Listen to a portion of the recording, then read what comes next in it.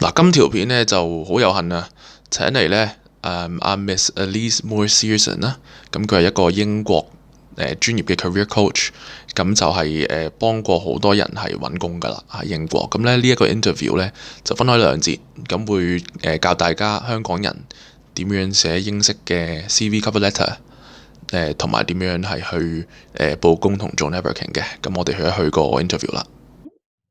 So thanks for joining my YouTube channel. I've got Elise here, who's a top-notch UK career coach who's helped hundreds and even thousands of candidates find their dream jobs in the UK. And for this interview, I thought it would be good for us to take a look at the whole UK recruitment process to see how we can help Hong Kong BNO holders get a job in the UK ASAP. So Elise, how are you today? I'm very well, thank you. How are you? Yeah, very good, thank you. So I thought we'd start us off by something basic. So a lot of Hong Kong BNO holders that I encounter are struggling a bit in terms of how to draft a UK styled CV and cover letter, because I think there's a lot of differences between the Hong Kong and the UK recruitment market. So could you start us off by introducing a bit about how a UK styled CV and cover letter should be written? Sure. Well, a UK CV or curriculum vitae, sometimes known as a resume by our American friends, it's a document that is really your personal marketing tool. It's what will help you to get a job in the UK. And I would say it's a very important marketing tool. So you really need to get it right. There are plenty of books on the market that will show you how to write a UK CV. However, I do think it's quite important, if you are at all concerned, to perhaps talk to a career coach who can sort of talk you through the whole process. And as I've said, it's a well-written CV is very much key to getting the first job interview, and that's what you want. So it's going to set out your achievements, your strengths and experience, and a well-crafted CV will attract the attention of the recruiter or the employer. And as you can imagine, every time a job is advertised, the recruiter or the employer is going to get dozens of CVs, and you want your CV to be the one that attracts their attention, because their first job really is to sift through as many as possible and discard them. And what you want to do is to make sure that your CV, when they look at CVs, they look first of all at what's the top sentences, what the hook, the career profile says about you. So they want to know, are you suitable for the job? Who are you? They want to know what you've been doing most recently, and they want to check, have you got the qualifications to do that job? And then you go on to the yes, maybe pile. So that's your first goal. So your CV will not be longer than perhaps 1 or 2 pages at most. And it must, I would say that with a CV, you need it to be less rather than more. Don't put everything into it, but what you put into it is really succinct and really describes you well.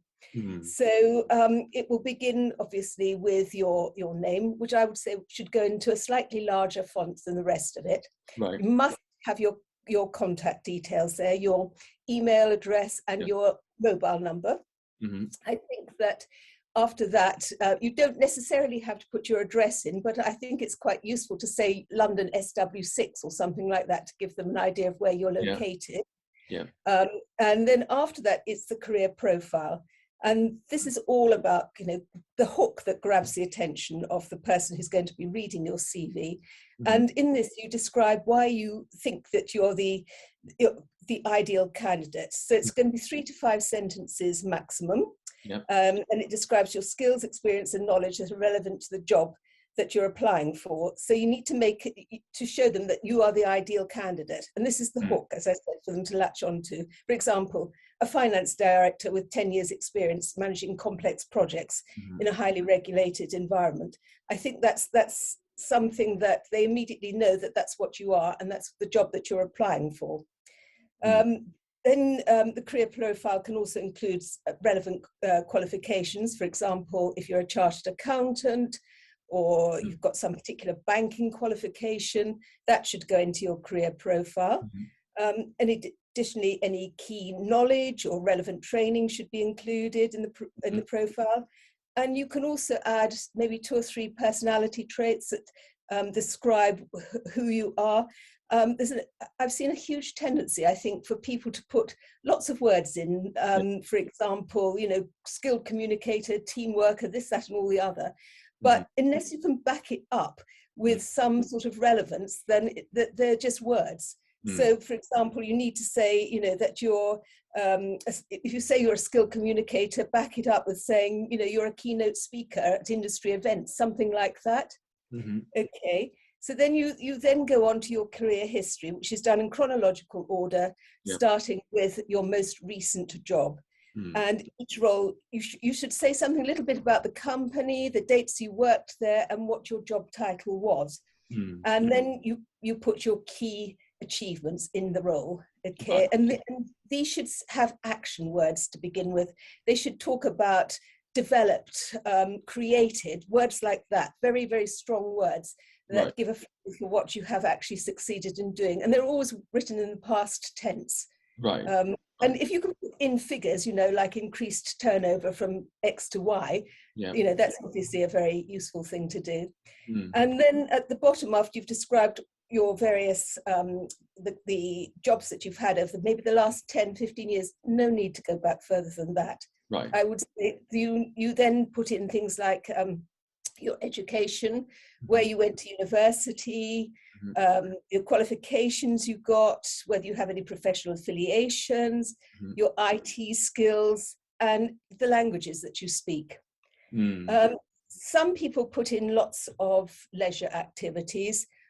I'm not keen on this because if you have too many leisure activities, it looks as though you haven't got time for work. And I think it's something you can talk about at the interview if it's important to you. Right. I see. Oh, well, thanks a lot for the tips, Elise. I think it will really help a lot of Hong Kongers who are not that used to writing a very formal CV, because it's not a requirement sometimes. Okay. I think sometimes also it's worth just mentioning that a lot of organizations do like to have an application form that you have to download. So if you've got your CV to hand, you can just cut and paste the relevant information in. And a CV is very much, it's a work in progress. You're always amending it, updating it, bringing out different characteristics for whichever job you're applying for. Okay. Well, I think it really helps because I think a lot of people that I observe, they put too much into their CV, but they forget that the subject, they forget that the most important thing is that the HR likes the CV and can understand it. And I think you did mention a very good point when you said that CVs are usually categorized into the yes, maybe category, no category. So can you share a bit more, based on your experience, how HRs make this judgment?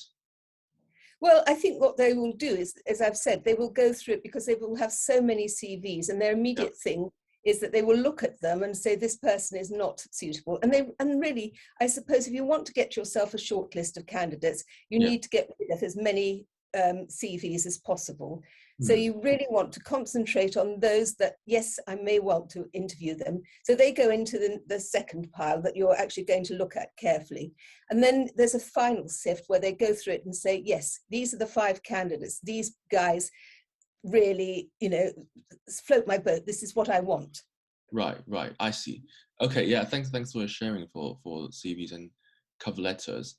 I do think one thing though that people might struggle is to differentiate between what to put into a CV and a cover letter. So you could briefly walk us through what the differences are. Certainly. Well, the CV is what you've been doing. It's a list of your qualifications, your work history, and where you are at this point in time. So when you apply for a job, you send a cover letter or a cover email these days. And cover email is what you attach your CV to. And the cover email is reference to the job that you're applying for. So you always remember to put into the subject line that what the job reference is, what you're applying for, etc. All the information, the reference number that they actually require. And then in the body, you write and say that you're interested in applying for this position, why you're interested in it. And then give 2 or 3 points, or maybe a little bit more if necessary, referencing back to the information that you've got in the job description about what they're looking for, so that you can say that you actually have this, you have studied this or done this or whatever it is they require. And at the end, you obviously say, I look forward to hearing from you. Right. So I guess it's like kind of it has to be really formal, I guess, within a page, I think. Should suffice, I guess. Definitely. It should never be longer than your CV. Don't go overboard because they haven't got time to read it again. What you want to do is to read your CV. 嗱，咁就啱啱完第一節啦，咁就留意住我哋幾時出第二節嗰個片段。咁都講埋啦，就係Elise 啦，同埋我哋其他 career coach 咧，我哋團隊咧。咁就都有幫人哋執 CV cover letter 嘅，咁佢哋因為資歷好深咧，都係收100幾磅一份嘅。咁但係如果你話真係想揾啲坊間平啲嘅，咁可能幾廿磅都有份。咁但係你話想揾個專業嘅人士真係坐喺度聽你講，幫你執 CV 咧，咁你可以一陣間再問我啦。咁同埋佢哋咧都會係有幫人哋係做一啲嘅career coaching 嘅，咁即係可能係教人哋點 interview 啊，點寫 cover letter 啊，點同英國人做 networking 啊咁樣。咁呢啲咧 career coaching 收費就唔方便喺度講啦，但係就幾貴嘅。就唔好一陣間有啲網民又話，哇呢條友喺度昆水嘅，收咁貴。嗱呢啲咁嘅 career coaching 市價100幾到200幾磅一個鐘㗎喺英國 ，OK？ 咁但係佢哋就好有經驗嘅。咁有興趣就留意我下條片啦，咁會有第2 part 就係我同 Elise 嘅 interview。